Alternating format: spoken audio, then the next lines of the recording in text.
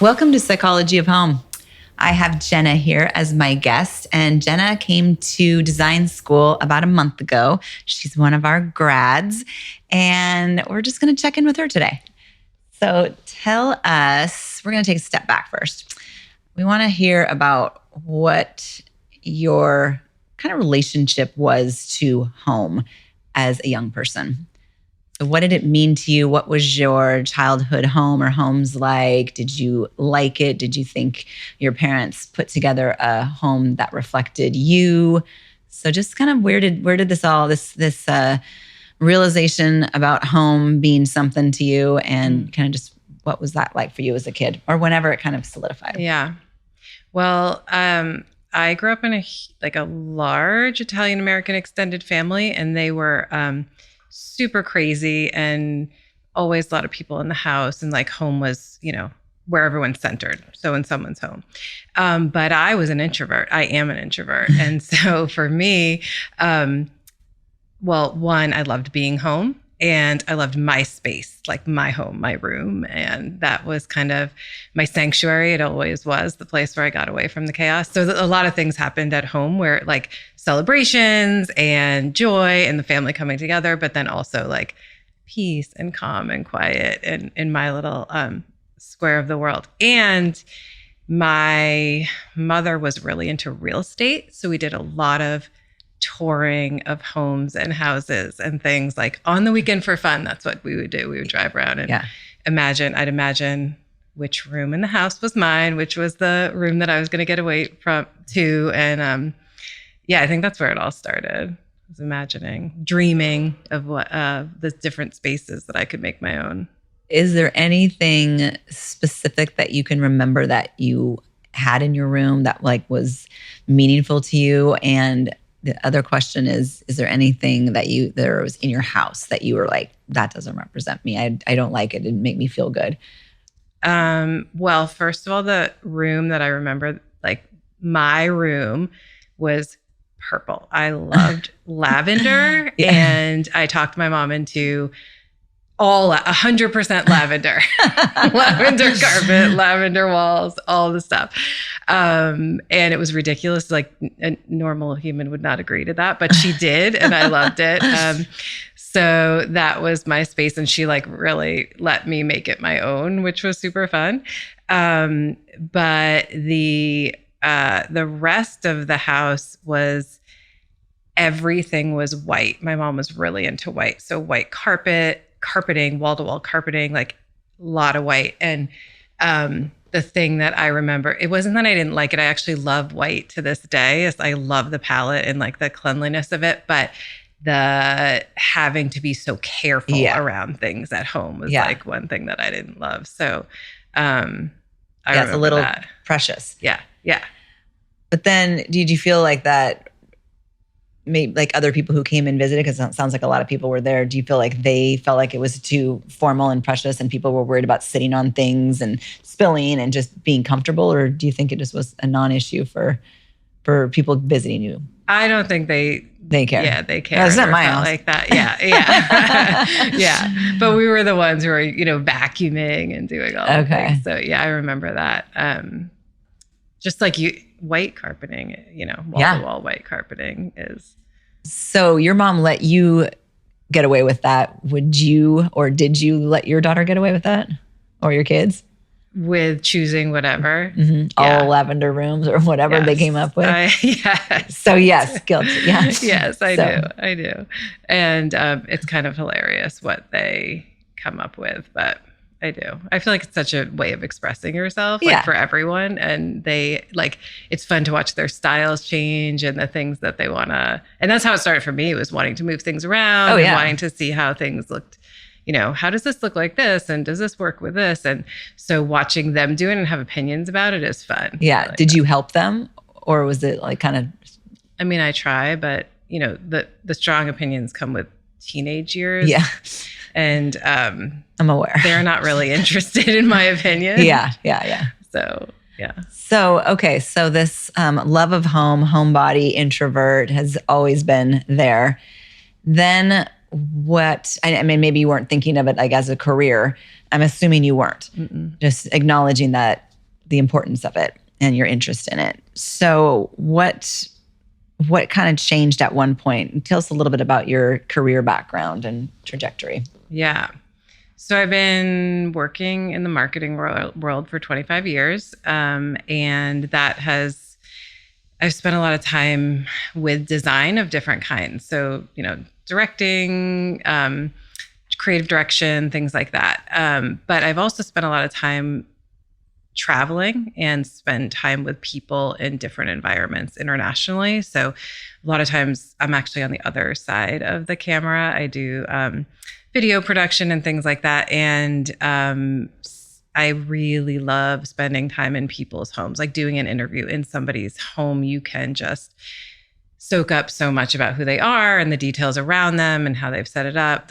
I just recently was in Colombia and was interviewing a woman, and it was a really modest home, to say the least. And the only like decorative aspect was one picture that was behind her of her kids that like some of them were with her and some of them were in Venezuela still. And that was a part of the story. But it just struck me like how important that element was in the room, and just how much you could like glean from her just by the little things that she was able to impact in her space.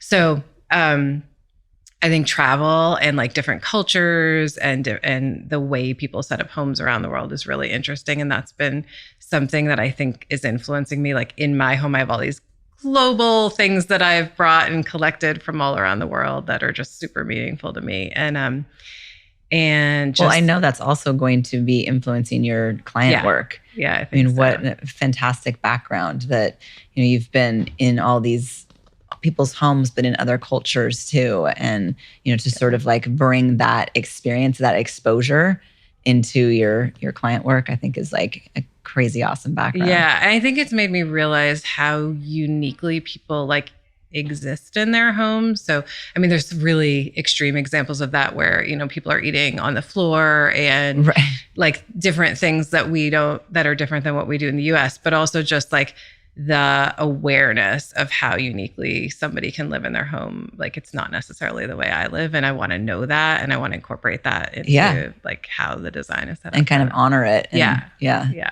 So, okay. You have this job and you're still working at this marketing job. So, but you went to design school a month ago, and what's your plan? Where are you right now? Like what's your idea of the next 6 months or a year? Yeah, that's the hard part. So I'm in a big job and I'm raising money for a cause that I really care about. So that's like hard, just giving you the context because it's hard to walk away from. Sure. Is it a long-term job? I've been there. No, but I mean this project. Oh yeah. I mean it's until I decide it's over. Okay. But I've been there 5.5 years. I'm leading a huge team, and it's really great financially, actually. So, but it's really hard emotionally. It's not the thing that I know I will be able to do forever. And so, the next 6 months for me actually, is about letting go of some of that as an identity and being able to like carve the time and space to actually create this, because the way my life is now, like I'm not going to be able to side hustle and build something meaningful. So if you don't create the time and carve out the time, some space. Yeah. So what has that been, even just the last month since you went to school? You graduated. What steps have you taken? How are you keeping yourself sort of motivated or just in it, just so you don't just slip back and not have the ability to kind of let go of the other? Well, it was hard timing actually, because I had travel planned on like right after it ended. So I was on vacation. But I have spent I had a couple of different consults with people where I just reached out to people and said, this is what I'm doing. Let me know if you have any projects. And so I've gone over a couple of people's houses, made the number one mistake you already told us about of not finding out if they had a budget. And so like spent a bunch of time in a good friend's house who like really pursued me about it. And then she said, I don't know if I have a budget at the end of it. So anyway, how do you think we were going to do this? Yeah, like, exactly. So I was like real time hearing your voice in my head as I was doing that. But I think it's really about just, for me, putting myself out there and continuing to tell people that I'm doing it. Like, so to be accountable to the fact that I'm doing it, because it's super easy for me to just like live in this other identity that I am in day to day. Yeah. It's very all encompassing. Well, and it's very functional. You know, it's you didn't say you didn't enjoy it. No. You just said it's got its pain points and it's been a long time. Yeah. And that, you know, you're kind of wanting to let it go. Yeah. Yeah. So, you know, but that's not all negative. No, it's not. And it's been like it's a great legacy. Like I know I'll be leaving a great legacy. And so that also is hard to just walk away from. But I'm super excited. And I actually think it'd almost be easier if like I had nothing and needed to do the hustle. Sure. Because that's the hard part, is like there will be a space where I've gotta like just cut that you the have cord to just and go. fill this void, health insurance, you know, Yeah. being able to pay for your life. Yeah, that makes a lot of sense. Yeah. Because it gives you this reason. There's no big catalyst, you know. So, you know, and I always love a catalyst. Yeah. You know, I do very well. I'm very catalyst driven, and not always in a good way. So what do you think about? Oh, I was going to give you one note on budgets and clients. I don't go to anyone's house until I know their budget. I know, I remember but that. I mean, don't even show up. That's in the email. That's in a text. That's a conversation you have before you waste your time going to someone's house. You know, because I know it was a friend, and I know where you are in this, you know, this stage. But just from the get-go, you've got to have these practices that I don't work for free.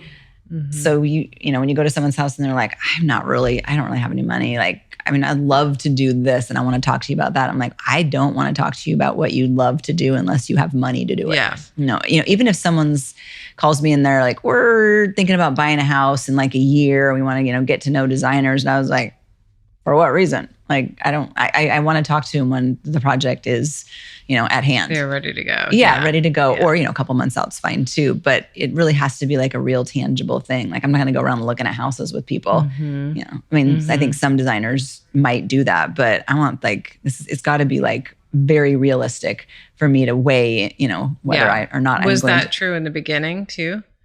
Yeah, no, I made every mistake in the book in the beginning. So no. So you're trying to help us avoid those Exactly. mistakes. That's why I share these things with you. So no, I've made all the mistakes. The biggest is just measuring door width. You got to measure the width of the door because the furniture needs to come through the door. So that's probably my most costly mistake. You know, bad contracts, you know, that don't spell out, you know, exactly what this arrangement is. But yeah, I think I literally, if someone says, hey, you know, I was at your client's house and I just love the kitchen that you did and I'd really love to work with you. I don't go, oh, thank you so much. I'm like, great. When are you available to execute this project and what is your not to exceed budget? And I always use that language. You know, I don't explain that the budget isn't really up to me anyway. It's the general contractor that's going to do the remodel budget. But I need to know that I could even find a general contractor. So if they say kitchen remodel, I've got $25K, I'm like, there's no such thing as a $25,000 kitchen remodel. It's just, you know, not in my work, not in my business, how I do things. And I won't be able to find you a builder. So so those are just, you know, good, those are just best practices kind of thing. So, and you don't want to be, you know, running around all over the place and wasting your time. And I'm not saying it was a waste of time because it's good practice to let someone do a walkthrough with you and point out things that they like and don't like. It's all good, but you know, just kind of that best practices thing. It was funny because at the end, she actually said to me, well, I'm not a good client. Like, I'm not the person you need to be like talking to. And I was like, you're like, I I'm leaving now. After 2 hours. Well, it's interesting because a lot of the people that were in class had already done, like they went from like this is a hobby and my friends are kind of hiring me to do this. So they have rooms and they have some portfolio stuff. I have nothing. Yeah. So that is really the biggest struggle for me, is how to figure out how to get that portfolio work experience. Because all the marketing I'm excited to do and like have experience doing. So. Well, the marketing for you is just the low hanging fruit. Like you're a marketing expert. So, which is great. You're going to bring that talent right into interior design, which you need to be a good marketer. But it's the things that where your pain points are, which is your online portfolio. Once you get that, you've got a reason for people to knock on your door and hire you or talk to you about their project. So I would say, since it's the thing you have, that's where you lack. That's the place I wouldn't let fall through the cracks right now. And using some of those ideas that I gave you in school, which are any friend that has a cool house, great looking fireplace, pretty wall, beautiful windows, you can make into a set wall. So, you're a director, you do these, you do sets. So all we need, if I was shooting a commercial space, this corner is great right here. So you can move the furniture in, you can place the coffee table, you can make anything look like anything, really. So your portfolio doesn't have to be a whole house. It doesn't have to be every angle of a kitchen. At the beginning, it can just show off your design sensibilities, and it can be one wall, two walls. Look at catalog pages of really nice things like Serena and Lily, Rejuvenation, even Pottery Barn, and just look at how because that's what they're showing you on each catalog page. They're just showing you a set. Yeah. Sometimes it might be someone's house, but generally they rent out these giant warehouses, because I did this job for years and years. And I schlep in all this stuff, the furniture, just a truck full of stuff. And they're like, all right, over there, we need a mid-century modern setup, make it a living room. Over here, we need a traditional dining room. And I'm just making it happen and fleshing it out and bringing in plants and setting trays down and stuff like that, showing my design sensibilities. That's a little different because it's for a specific brand. So my client is the brand. But when you're doing it for you, this is your time just to shine. Like you don't need a client. So there's that. There's the friends, family that just have cool houses. There's your own house.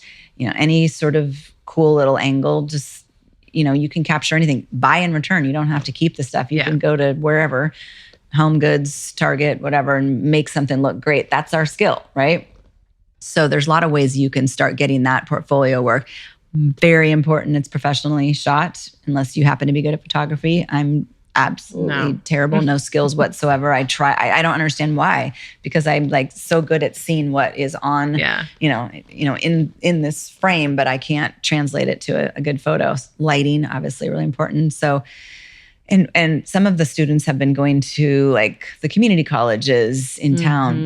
They have photography classes there. Those people need portfolio pieces. So you guys do a little, mutual exchange. They get a nice photo to take, and you get some free or low cost photography. But more than anything, just start making a plan. Like even if it's just every week you plan one. So this week I'm going to do this wall or this corner, and do it, execute it, have your shoot day. And now you've got one in the can. Once you've got 6, you got a portfolio. You've got enough to push that out into the world and say, hi, I'm Jenna. Maybe you already know me. I'm an interior designer. Here's some of my work. I'd love to work with you. I specialize in whatever you want to say. At the beginning, I would say I specialize in, every room in the house, blah, blah, blah.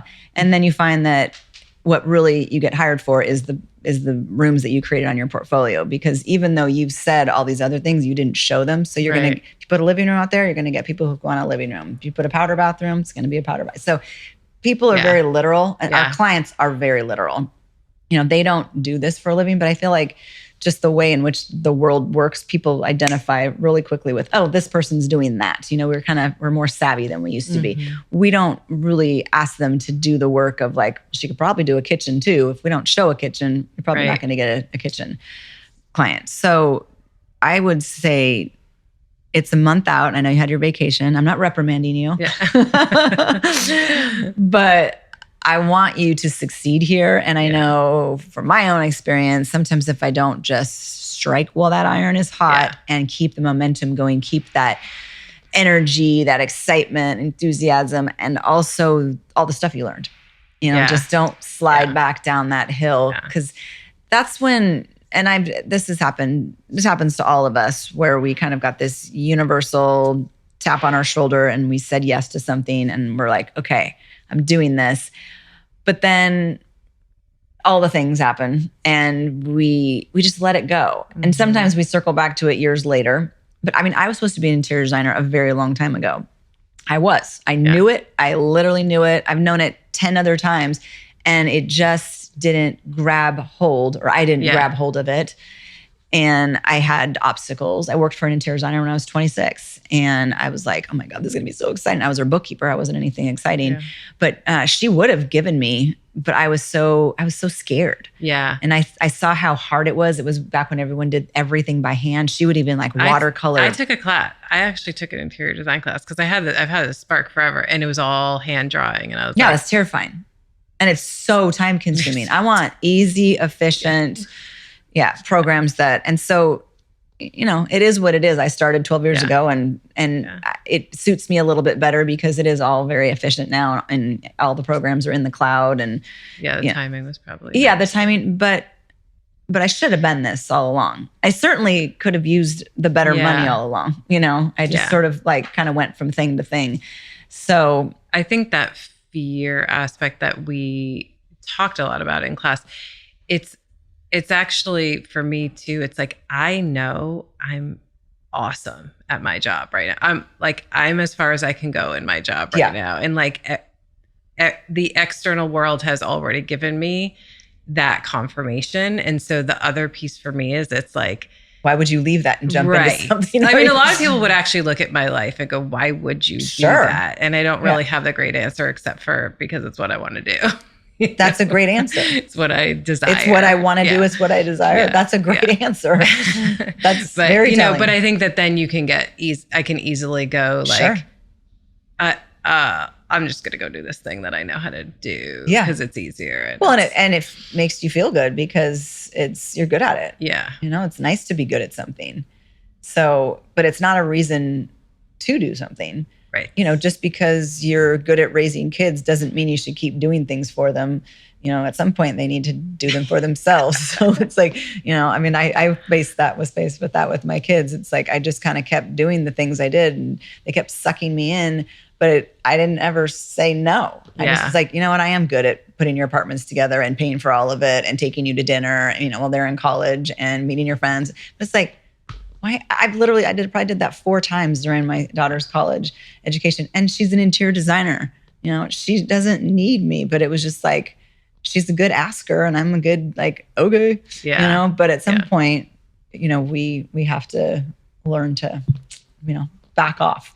Yeah. I heard this concept that's zone of excellence versus zone of genius. And zone of excellence is like where most of us live. It's like where the external world gives you accolades and you're great at it. So you'd like stay there. But the zone of genius is where like time falls away. You could literally do the thing forever. And you're like, what just happened? 3 days passed. Yeah.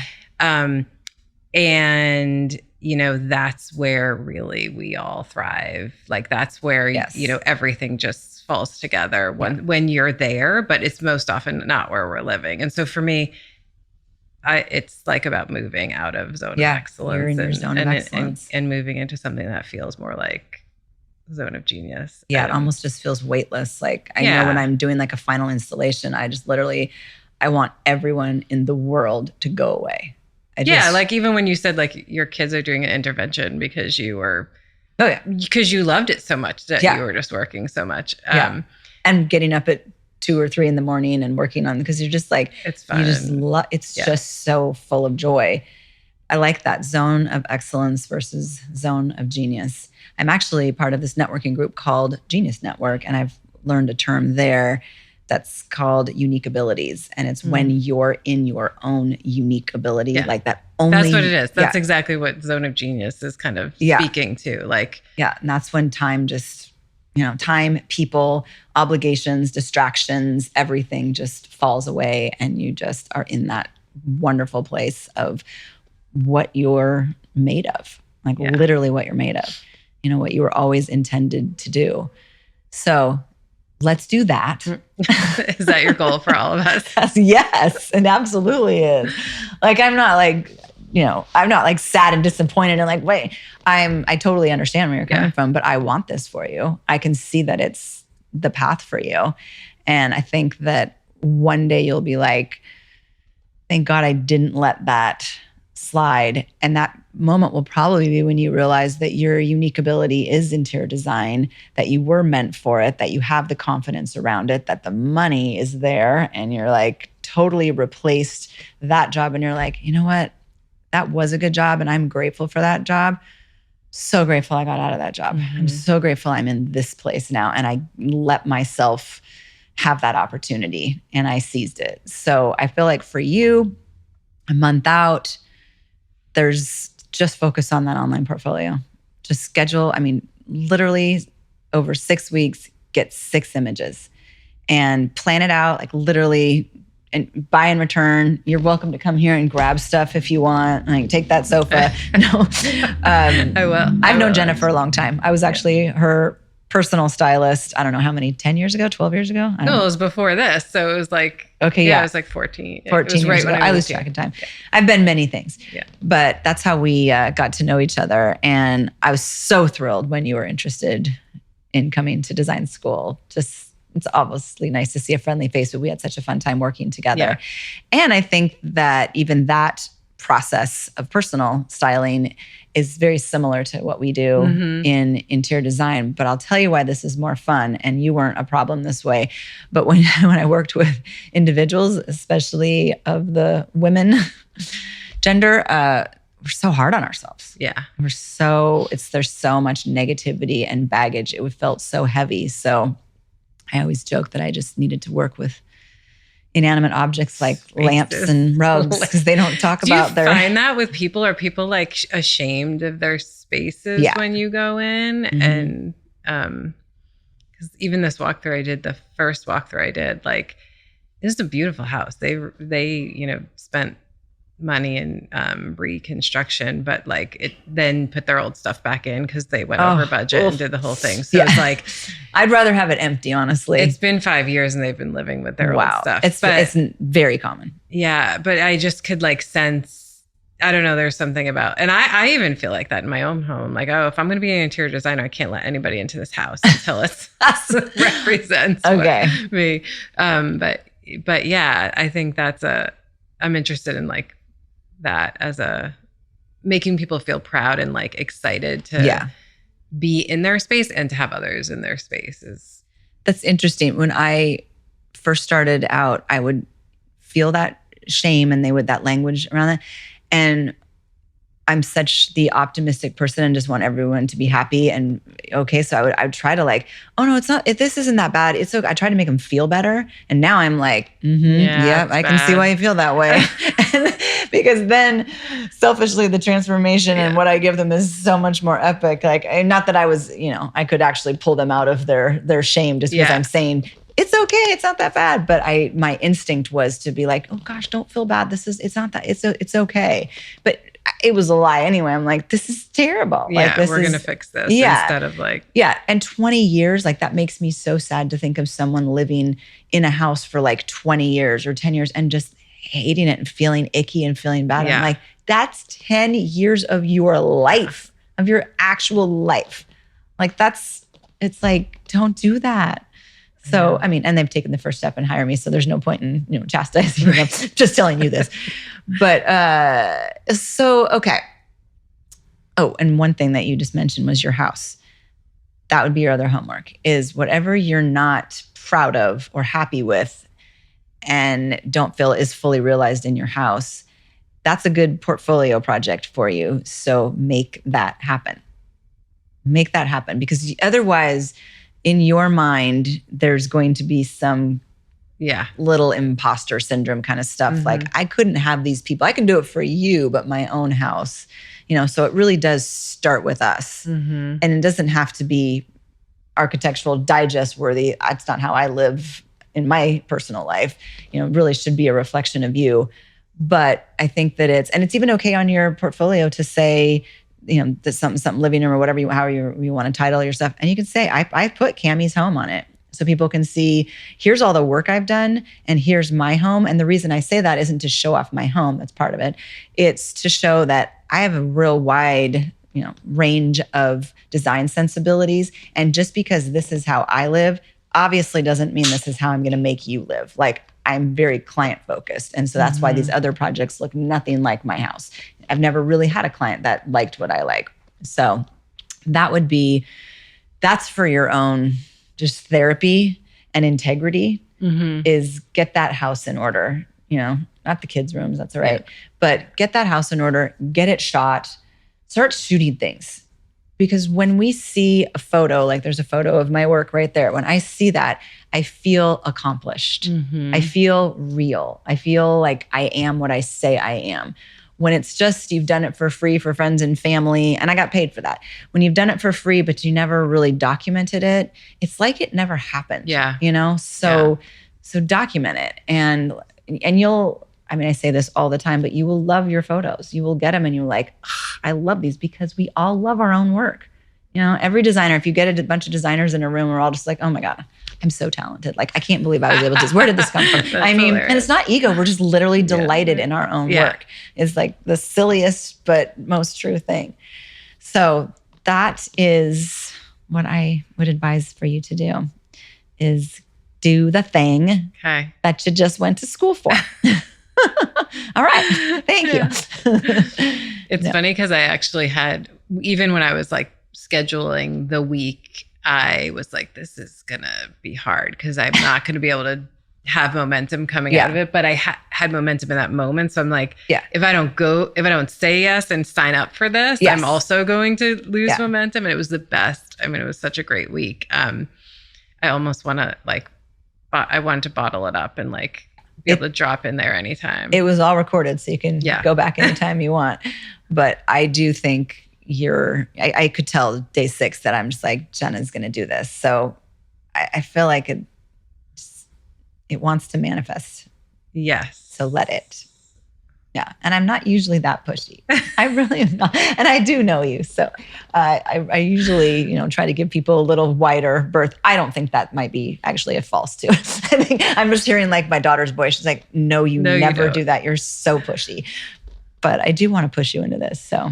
Well, I do think there's something about, you have this intense, awesome week and you're completely like, yes, I'm doing this. I'm convinced. And then everybody walks out and goes back to their real life. And so I think we need that. I think people need that. And honestly, I am here as a support system for our students. So should you need a little kick in the ass or a refresher or a reminder or anything at all, coffee, buy me a wine, I'll meet you out. Yeah, let's have a date. I really want to be a support person. That is why, I'm only doing one school a month. So, and I obviously have other clients, but I really value being a support system to our former students. So, and you're a friend anyway. So yeah. Awesome. Thank you. Yeah. Okay. Thanks for being here. Yeah. Thanks for having me. Yeah.